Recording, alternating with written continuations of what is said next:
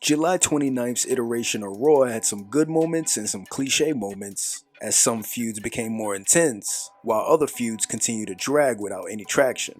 Today on Joshua's Breakdown, I'll be discussing a promo between Seth Rollins, CM Punk, and Drew McIntyre, the Final Testament's continued harassment of Xavier Woods, and why it's falling flat, and Damian Priest's transition into a babyface, and losing to Gunther at SummerSlam.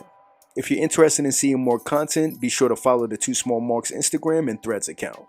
The promo between Seth Rollins, CM Punk, and Drew McIntyre pushed the feud between CM Punk and Drew McIntyre to the boiling point, with each side firing on all cylinders. Drew McIntyre told CM Punk what he was going to do to him, because he will have to stop that match, because I won't stop until your heart does. And CM Punk told Drew McIntyre how he really felt about him.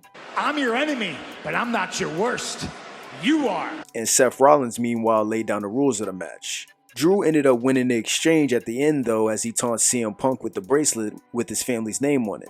This promo was as good as it could be, especially with the stipulation that they could not touch each other until SummerSlam. Everyone was great on the mic, and the feud has reached its peak as the build up to the match has been great, which means the match at SummerSlam is shaping out to be a classic.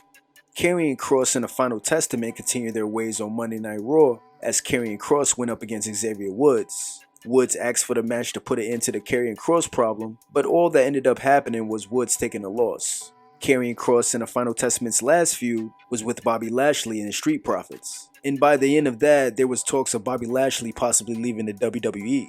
Karrion Kross isn't well liked by wrestling fans and hasn't had much of an impact since coming back to the WWE. I believe Karrion Kross in the Final Testament could have made an impact during this feud by acknowledging how he drove Bobby Lashley out of the WWE and mentioning to Woods that he could do the same to him if he doesn't join him. Kross could have also brought up how it's easy to be let go from the company, whether you have accomplishments or not, and he could have tried to convince Woods that he could be next, especially with not as many accomplishments as Kofi. Kross could have also told Woods about how he got let go. This would have made Kross an even bigger heel by reminding the wrestling fans of how they might lose Bobby, and it could have made the audience boom for the right reason instead of for the wrong ones. The feud between Damian Priest and Gunther continued to heat up on Monday as both wrestlers delivered great promos, further capitalizing on their rich man poor man stance. Damian reaffirms that he's built to be champion because of his upbringing, while Gunther says Damian is just trying to heal childhood traumas. The show then ended with Finn going to sleep and Damian coming out to save his friend. And at the very end of the program, Damian is shown beating Gunther outside the ring. Throughout the entire feud, even though both wrestlers have delivered on the mic and during promos, during the actual altercations, Damian has been shown to be getting the better of Gunther, which is alluding to Gunther winning at SummerSlam. Gunther was already picked to be the next champion, but Damian's work lately, specifically during his feud with Gunther, shows that he can go toe-to-toe with an S-tier wrestler and still hold his own. And I believe this will set the stage for future successful title reigns for Damian Priest.